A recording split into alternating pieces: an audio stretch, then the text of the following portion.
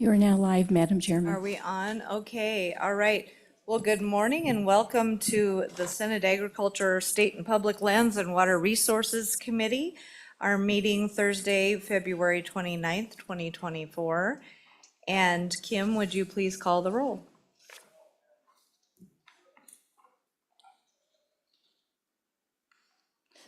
Senator French. Here.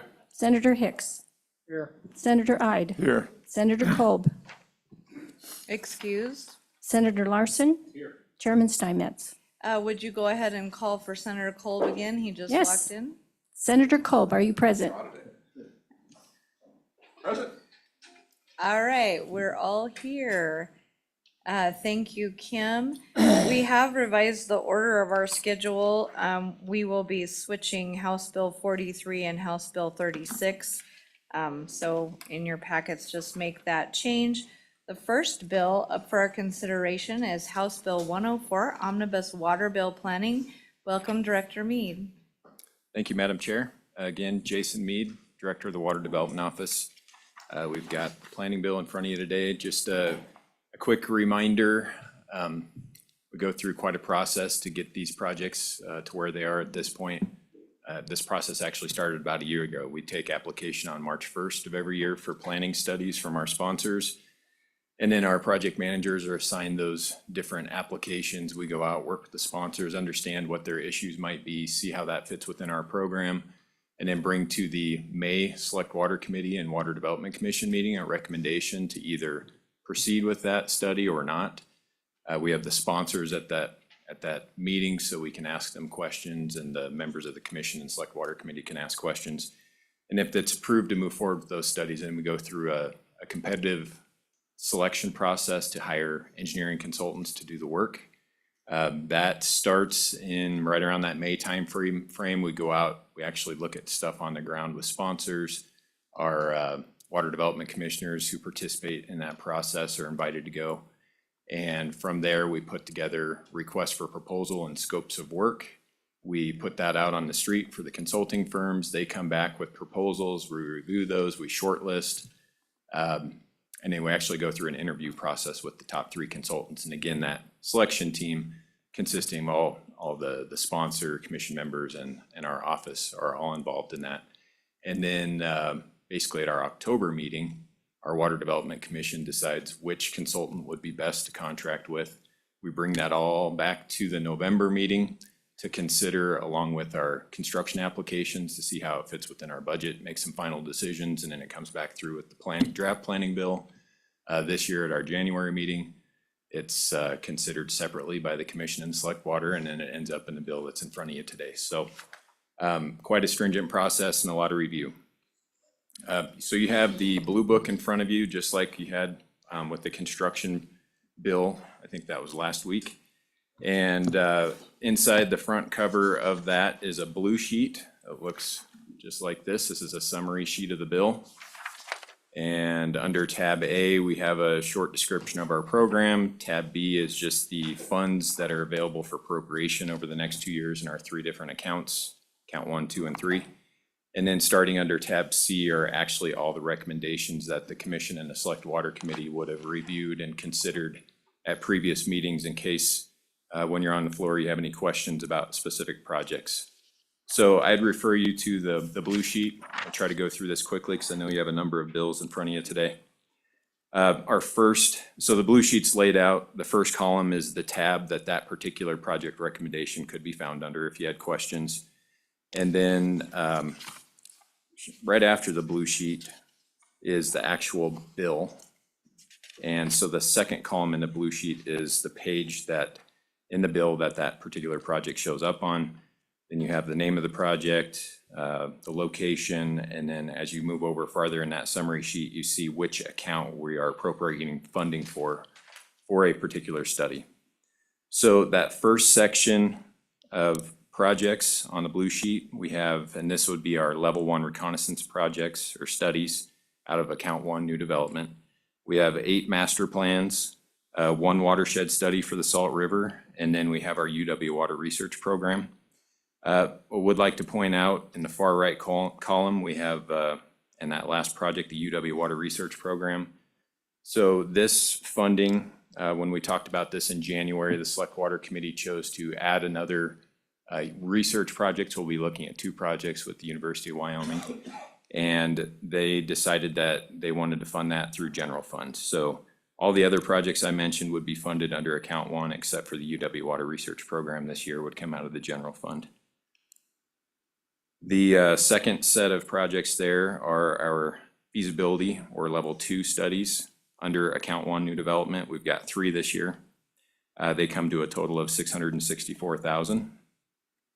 The third group of projects are account 2 rehabilitation studies. Again, level 1. And we have 6 master plans. These would fall more under the category for irrigation districts and special districts that deal with agriculture, whereas that first group of master plans is more the municipal side of things. Then as you move down the summary sheet, under section 4, it says general or other. This is the UW Office of Water Programs for their biennium budget, and they administer the UW Water Research Program for us. And then under section 5 is the transfer of funds that would actually move general fund money to account 1 to be able to then fund the UW Water Research Program. So that program is contingent upon that transfer from general fund to account 1 in the amount of $397,514. And then the last section there, section 6, is an amendment to an existing level 2 study, Pavilion Groundwater Supply. They've got an aging water source and well, so we're looking at drilling a new well for them. And when we received bids from well drillers, they came in higher than expected. So we're coming back to ask for some additional funding to actually complete that well. And then section 7 of the bill just provides for an effective date. So a fairly short bill, all in all, 7 pages, 7 sections. And if there's any specific questions, I'd be happy to answer them. All right, committee, are there any questions? Questions on the planning bill? It doesn't look like we have any, and I see the bill has come through without amendments on the House side. Is that correct? So, Madam Chair, that's correct. all right, thank you. All right. Seeing no questions, we'll go ahead and open it up for public comment.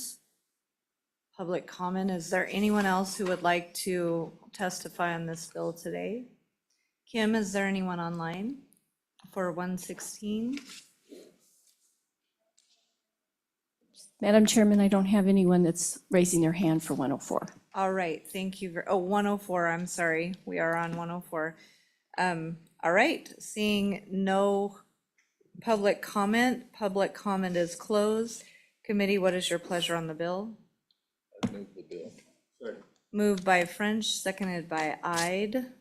Are there any amendments on the bill? Amendments on the bill? Senator Hicks?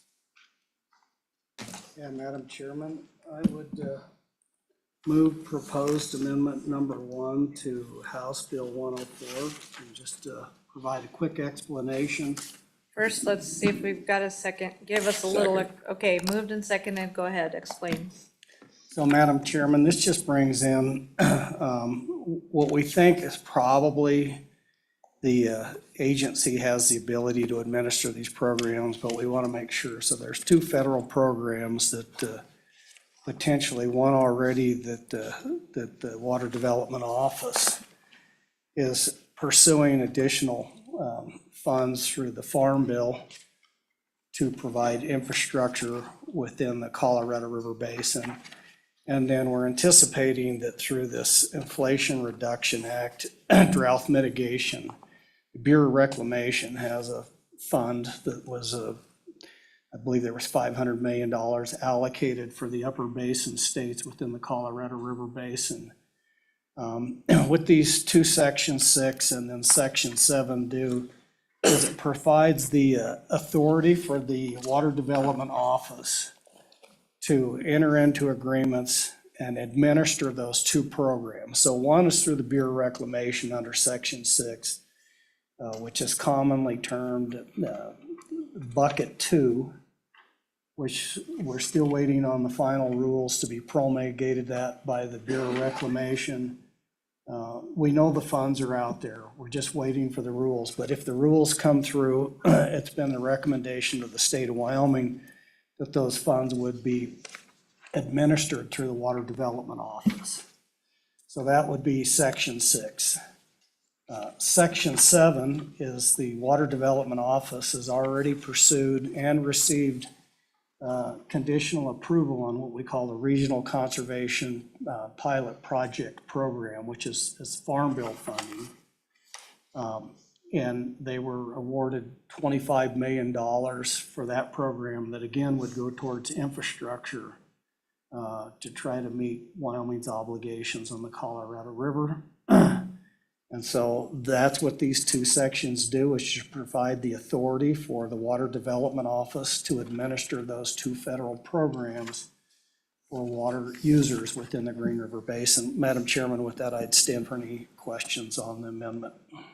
Any questions, committee? Questions on the amendment? Go ahead, Senator Ide. Thank you, Madam Chairman. So, all of these programs are through federal, Inflation Reduction Act. Does this give the agency full authority to administer this? I mean, is it kind of carte blanche, just do as they can with these, to the best of their ability with these funds? Thank you, Madam Chair.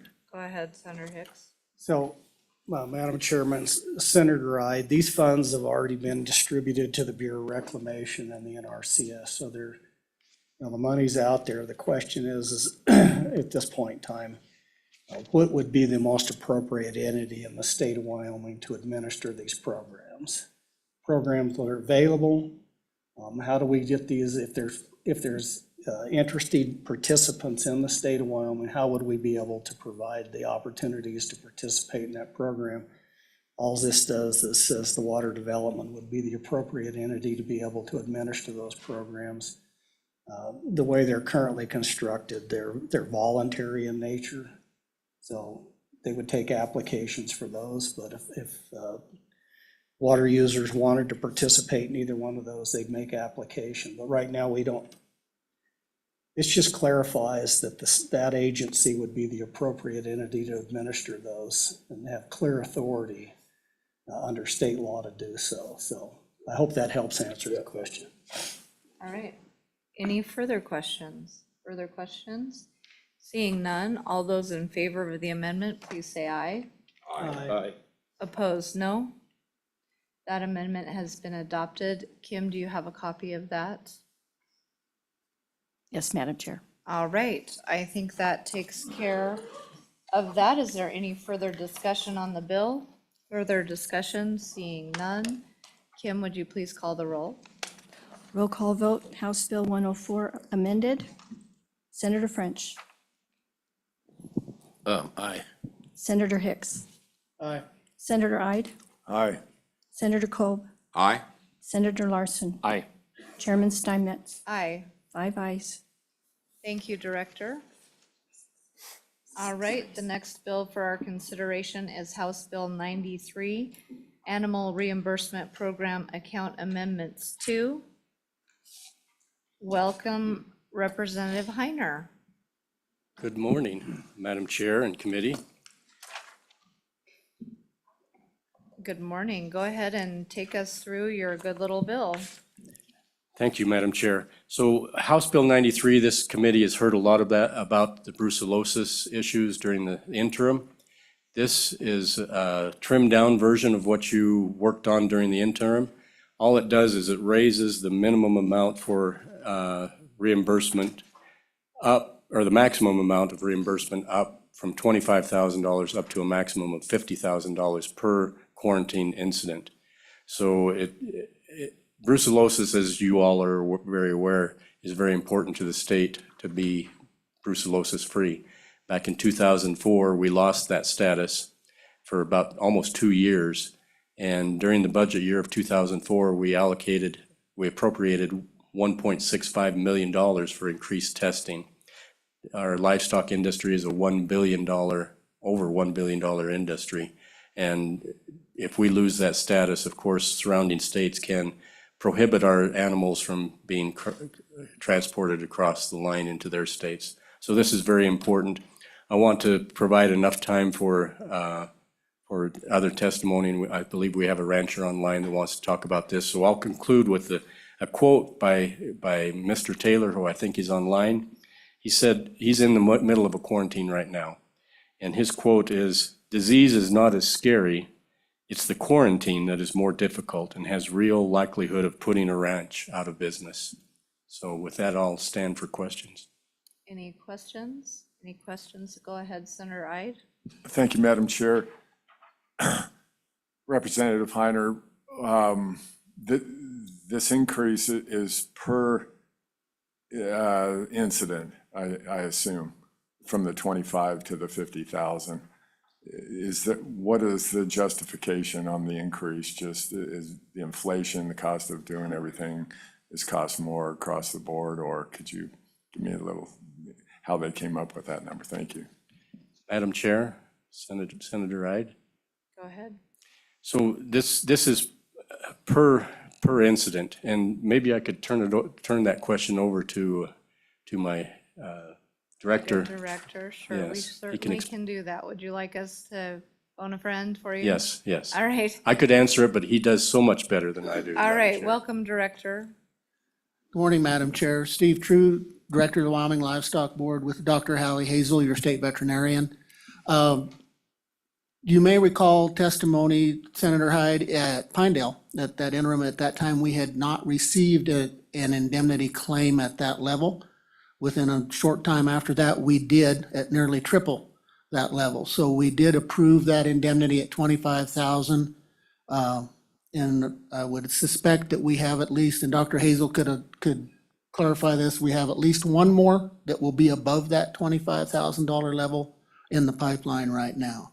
So that's the history behind the potential raise in that indemnity. Of course, that in the interim, you also talked to the bill offered a raise in the corpus. This does not do that. That account today stands at $551,000. It's an account that resides at the auditor's office that we apply for once a producer meets the criteria in our rule to apply for that quarantine indemnity. So that's where that is. That was an original footnote in 2012 to apply that 500,000 into that account. But it's important to note that's for tuberculosis, brucellosis, and scrapie indemnity in its original form. In 2019, your body added this quarantine reimbursement mitigation indemnity. So it's a newer adjunct to that account. And it resides, it's also important for you to know there is a $100,000 floor in that account that once we would get claims on the reimbursement that took us below that, that would cease any payment on indemnity claims until the account built itself back up above that or more money was appropriated to the corpus. So with that, Madam Chair, that would be the quick history of that, and we would answer any questions the committee has. All right, Dr. Haley, did you have any comments at all? We'll let Senator Ide go ahead. Thank you, Madam Chair. Just a quick follow-up. If in your testimony, whoever, just give me an idea of sort of the claims that we've had over, say the last 5 years, just so we kind of have a little idea of how many claims that you typically get on this situation. Thank you. Go ahead. Madam Chair, Senator Ide, it would vary, and Dr. Hazel could give you better numbers, but the number of quarantines varies. Over the last 2 years, or in this biennium, we have paid out about $50,000 in indemnity total, $31,000 in quarantine reimbursement, the balance in indemnity for animals that have had to be disposed of for necropsy or other reasons at this time, under the original status of that account. All right. All right, Dr. Hazel, did you have any comments? And then we'll go to you, Senator Pohl. Madam Chair, thank you so much. Dr. Hallie Hazel, Wyoming State Veterinarian. As you've heard, brucellosis quarantines for an affected herd typically last approximately 1 year. And that year usually ranges in most cases from fall, October, November through October, November of the following year. So as you know, that's typically during a marketing period for a producer's cattle, for the most part, for their calves. A producer who is selling typically bred heifers, replacement heifers, is unable to market those animals as replacement animals. They have to go strictly to an approved feed yard or to slaughter. They cannot be marketed as typically bred heifers. So they lose that ability to market those animals as bred heifers, which is a huge impact to those producers. Also, they're not allowed to go on to BLM or Forest Service grazing if they're on a brucellosis quarantine or any type of quarantine. So if they're not allowed to go on their typical grazing land, they have to purchase extra feed for those cattle. The cost of feed, as many of you also aware, has almost doubled in the past 2 years. So those costs are tremendous when they have to feed an extra 400 head that typically would be on grazing land. It's a tremendous cost to those producers. Our herd sizes in some areas have increased, others have gone away, others have increased. Typically, we're going to be in that 200 to 400 head size, and so those feed costs can double pretty significantly during that time period. I think those are the primary impacts that we're facing right now and the reason for the increase, the request increase. Thank you. Thank you, Dr. Senator Kolb. Thank you, Chairman. Just a question about how you determine the reimbursement for the damages. I mean, you got an animal, say it's a cow, and how do you calculate what that's worth for reimbursement, say, under this program and under the scenario? I mean, and the bigger question I have is it fair? Or is there an incentive to make a claim, or absolutely not an incentive to make a claim because of the other consequences you face in having brucellosis in this case? We'll just keep it to that. So could you help me through just what your feelings are on how equitable we are for the compensation for said damages over a brucellosis designation? Thank you, Madam Chair. All right, go ahead. Whoever wants to take that one. Madam Chair, Senator Kolb, I'll take a first stab at it, then I think Dr. Hazel will probably back clean up. In our Chapter 25 rules, we talk about qualified expense on a reimbursement mitigation. So in that case, that is something that would drive that producer out of his normal business model. As she said, having to feed cattle that would normally be grazing, that sort of thing. So that's a start with that. The state vet's office has a form of questions that producer, if they want to apply, will apply. Dr. Hazel and I then review that criteria. There's options in there for her to refuse some of that and say that's not outside of your model. The producer still has the ability to protest that, and then that will be heard before our board. So that's that part. On the indemnity for a particular animal, I will defer that to Dr. Hazel. Go ahead. Madam Chair, Senator Kolb. So there's a few different parts to the situation. When we're talking about mitigation reimbursement for this, we're referring to exactly what Director True referred to as far as increased feed costs, increased transportation costs, the cost of extra help, because we have to test those cattle at least 3 times within that year. They have to have 3 negative whole herd tests, and sometimes that's even up to 5 to 6 tests in a year. So the extra cost of gathering those cattle, transporting those cattle, feeding those cattle, the market loss that they face due to the situation that they're in. This is the mitigation reimbursement. With regards to actually reimbursement for, say, a brucellosis positive animal, that is determined by the value of that animal the week that it is diagnosed, based on market values of that particular animal. All right. Any further questions? Further questions? Seeing none, thank you very much. We will go ahead and let the people online in for public comment and begin taking public comment in the room. Is there anyone here to comment on this bill in the room? Come on up. Go ahead and come down 2 at a time and fill the chairs, since we do have to be adjourned by 9:30 today, so we're speeding right along. All right, welcome, Mr. Magagna. Thank you, Madam Chairman. Jim McGaggan with Wyoming Stock Growers Association. I was prepared to outline for you some of the types of expenses, very strong, that can result from this. Dr. Hazel did an excellent job of that, so I won't repeat that. At this point, I would just tell you that this is critical for our producers, particularly in Western Wyoming, in the DSA area, and offer our full support for moving this forward. It's not going to compensate everyone for all of their losses, but certainly comes closer to showing that we recognize those losses at 50,000 than we were able to at 25,000. With that, Yes. Madam Chair, I'd be happy to take any questions. Thank you. Questions for Mr. Magagna? Questions? Seeing none, thank you very much. Good morning, Mr. Hamilton. Good morning, Madam Chair, members of the committee, Ken Hamilton of the Wyoming Farm Bureau. Pretty much everything that you've heard is what I was going to suggest, other than just this issue wasn't brought on by the producers over there. It's just an unfortunate situation where we've got brucellosis in the wildlife. Those folks are in the same area with the wildlife, and that's where a lot of this stuff comes from. So really, if this was something that a livestock producer was maybe doing through bad management, I could see where we would be talking a different story. This isn't the case. So we're in support of this, and I'd be happy to answer any questions if you have any. Questions? Questions? Seeing none, thank you very much. Any further public comment in the room? All right, let's go online. I know we have two online. We have first off Dustin Taylor and then Laura Peterson. And if we could keep our comments fairly brief, we would certainly appreciate it. We have received your written testimony, so let's begin with Dustin Taylor. Dustin, are you online? Madam Chairman, I am. All right, please proceed. Okay, I just wanted to start off with thank you for the time. In regards to the incentive, they're really, I can promise you that the only incentive I have in this is to try and avoid complete failure. If this passes, it will only help me get through by a hair.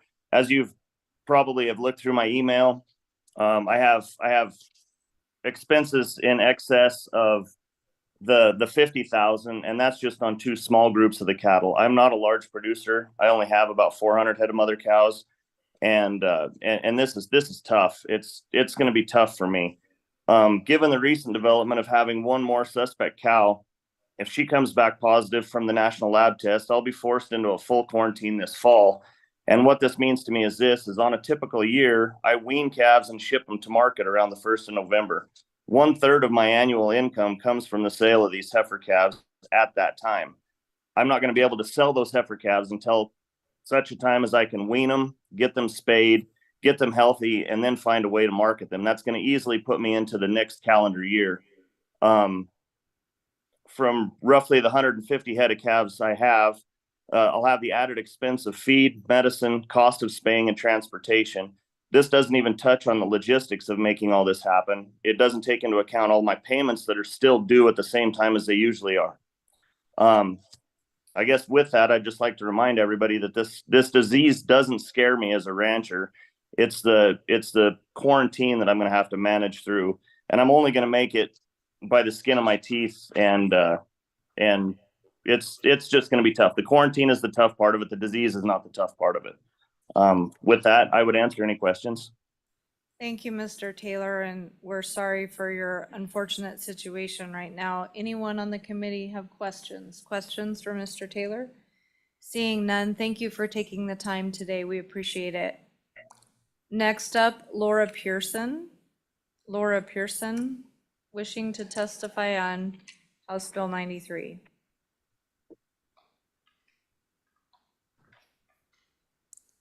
Laura, are you there? Hello, committee. Can you hear me? Yes, we can. This is Laura Tolliver Pearson. I live in Southwest Wyoming. I would urge an aye vote on this bill. There are many producers throughout the state that were hit with this, or the threat of this, I would say, last year with the severe winter conditions and the elk herds coming onto their ranches and farms. So I would urge an aye vote on this bill. All right, thank you, Ms. Pearson. It looks like your testimony on a few other bills will bring you back in at the appropriate time. Sounds good. Thank you. Thank you. All right, is there any further public testimony? Seeing none, we will close public testimony. Committee, what's your pleasure on the bill? Move the bill.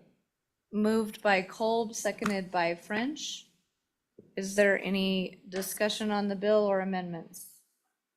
Seeing none, Kim, would you please call the roll? Roll call vote, House Bill 93, Senator French, Aye. Senator Hicks, Aye.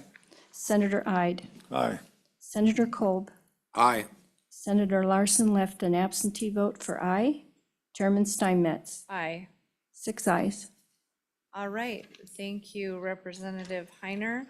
The next bill for our consideration is House Bill 36. We changed our agenda per request, so Senator Boner, would you like to come up and present this bill, Chairman Boner?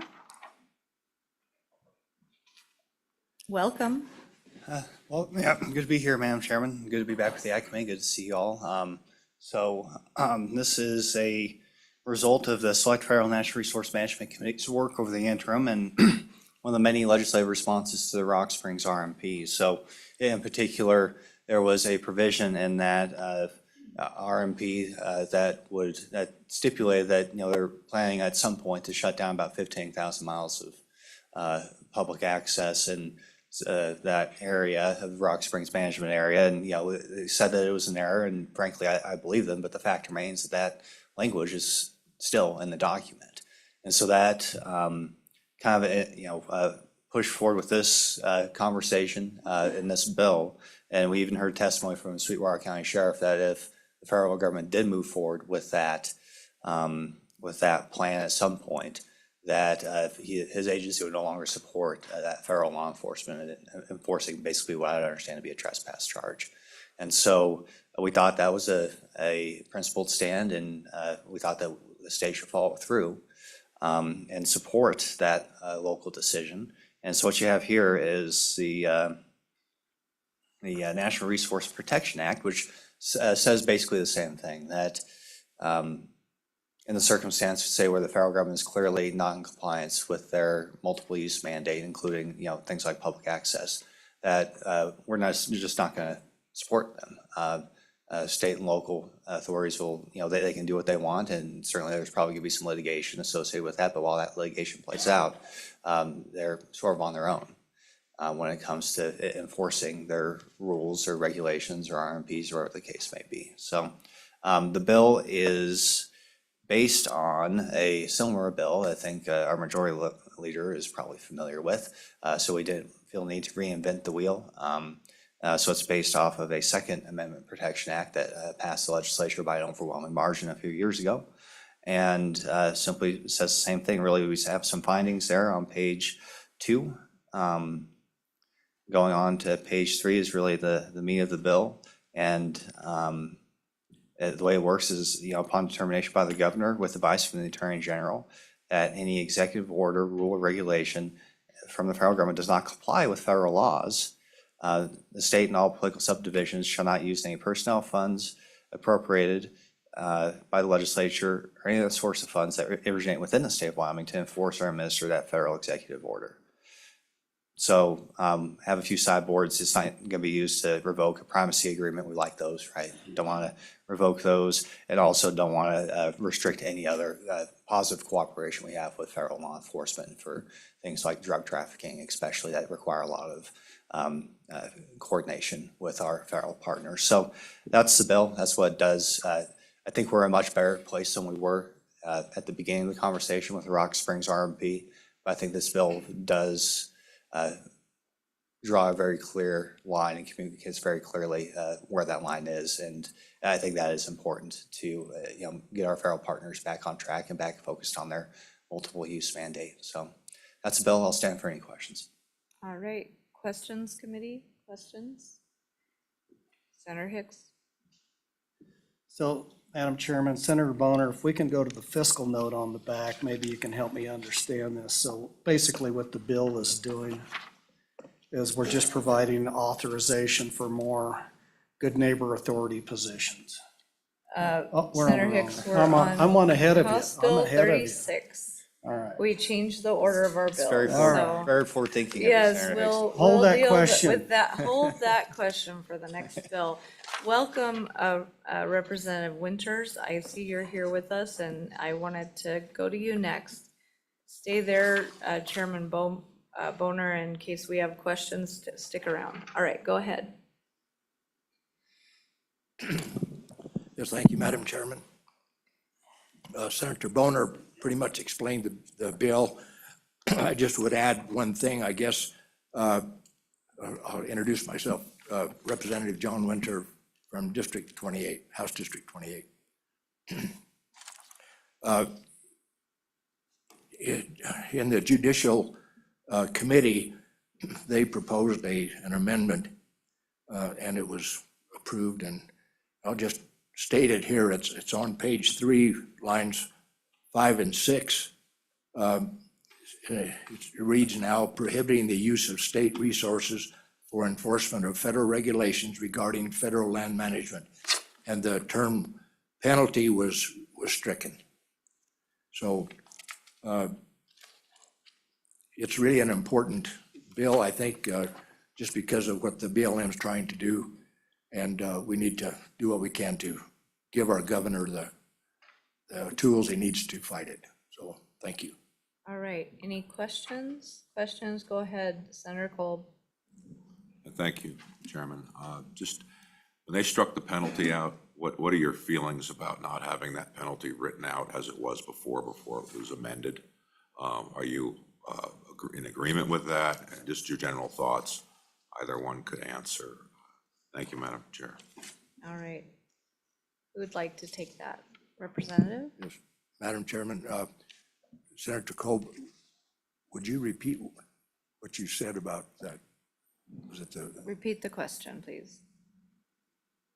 This bill was amended in judiciary, and the amendment they put on it, are you in favor of the amendment or not in favor of that amendment? That really is kind of what I was asking. Yes, well, Madam Chairman. Go ahead. Senator Kolb, I am in agreement with that. I think it was a good amendment to it, and so we did approve it. All right. Any further questions? Senator Ide. Yeah, thank you, Madam Chair. Thanks for doing this work in your committee. This is long overdue. We've got other legislation that some of it that didn't make it out of introduction, and another one that we changed the statute. So thank you for bringing this legislation. Thank you, Madam Chair. All right. Okay. I think we will go to public comment now. Is there any public comments on this bill? Any public comment in the room? Come on down.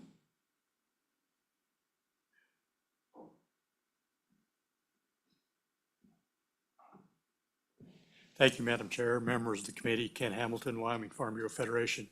We support this bill. I think that it's a very good bill as far as allowing our local authorities to do the things that they need to do when you have a federal action like what we've seen potentially could happen at the Rock Springs RMP. I think that it's very helpful to have it narrowed down to just the federal land management, because prior to that, I think had the concerns that Senator Boner mentioned about whether there's a drug raid or something like that you need to do on federal land. So standing in support of the bill, happy to answer any questions. Any questions? Questions? Seeing none, thank you very much. Come on down. Thank you, Madam Chair. Jim McGagnon again, Wyoming Stockgrowers Association. Very much in support of this bill, having participated on the Governor's Task Force on the Rock Springs Resource Management Plan. I know that access, road closure has been mentioned, but there are so many other things in there that if the agency were to enforce those, would basically remove livestock grazing from those vast areas of land over there, such things as prohibiting lethal predator control and prohibiting and constructing improvements. So all of that put together, I think this has very broad implications, and certainly is one of the important steps toward delivering a message to the federal government that the state of Wyoming will stand up for the rights of its citizens and defend its businesses. With that, Madam Chair, I'd be happy to take any questions. Thank you, Mr. McGagnon. Any questions? Questions? Seeing none, thank you very much.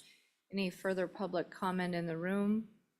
All right, let's go online. It looks like Laura Pearson wanted to comment on this bill as well.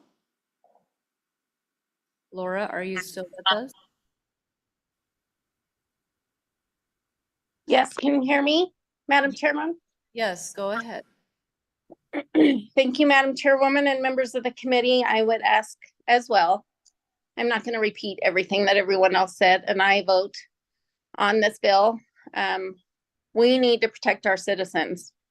We need to protect their rights. We need to protect our livestock producers, our oil and gas people, our recreation enthusiasts. The federal overreach is crazy right now, and we need to shut this down and tell them it's not going to happen in our state. So please vote aye on this bill. All right, any questions? Questions from the committee? Seeing none, thank you very much. And it looks like we'll bring you back in for 116 as well if you'd like to stick around. Thank you. Thank you. Seeing no more public comment is closed. Committee, what is your pleasure? Moved by Ide, seconded by Kolb. Are there any amendments on the bill? Amendments on the bill? Seeing none, is there any discussion on the bill? Go ahead, Senator Kolb. Thank you, Madam Chairman. I've just a little bit of background this process. I was on the RMP Task Force Committee. I'm on this committee that brought this bill forward. And more importantly, just to tell people that we've had the heavy hand of law enforcement with the BLM already affect us in Sweetwater. They have, in fact, ticketed people. They have, in fact, done things they have not done in the past. And so I think it's high time that we address the situation, as we can't tell the federal government not to do that, but we certainly do not have to aid and abet the federal government in doing what they're doing. And I think this is our first best thing we can do, and I support this. Thank you for the chance to comment, Madam Chair. Thank you, Senator Kolb. Senator Hicks. Yeah, Madam Chairman, to that issue, what I'm not seeing in here, it may be implied, but I'm not finding it, is the very issue that Senator Kolb brought up, is the law enforcement. Because that may not be a federal land management necessarily an issue. Federal law enforcement could be enforcing state laws on federal land or violation. And was there any discussion as to the way I read this, it would be specific to land management activities. So oil and gas, grazing, recreation, motorized. I'm not sure that it would cover the county sheriff assisting the BLM ranger or Forest Service ranger in apprehending somebody that may have violated a federal speed limit or something of that nature. And so I don't know that that's implicit. Just was curious, maybe we need to have staff attorneys look at that, and if it's not, it may be implied, but I'm having a hard time finding where that would explicitly cover that action that you talked about. All right, well, Senator Hicks, that sounds like some research you'll have to do before one of the readings of the bill. If you feel like that needs tightened up, we can certainly look at it when it makes it to the floor. All right, okay, seeing no further discussion, Kim, would you please call the roll? Roll call, House Bill 36. Senator French. Aye. Senator Hicks. Aye. Senator Ide. Aye. Senator Kolb. Aye. Senator Larson, left an aye vote, absentee. Chairman Steinmetz. Aye. 6 ayes. All right, that bill has passed the committee, and I'm assuming Senator Boner, you or one of your committee will carry that on the floor. All right. Okay, the next bill for our consideration is House Bill 43, State Forestry Good Neighbor Positions. And, okay, just, When we get there. all right, and we have reserved a question over on that bill. Welcome, State Forester. Come on down, everybody, and we will, wonderful. All right. All right, okay. Well, why don't you go ahead and take us through the bill, Mr. Chairman? and we'll get these handouts distributed. Welcome to the Ag Committee. Hey, thank you, Madam Chairman. Just a little bit of overview. This was a statute we put into effect, I want to say about 4 years ago, in the 2020 session, if I'm not mistaken. And I'll leave the forester to fill in the details, but this is a program, the Good Neighbor Authority program is one that allows the state and the federal government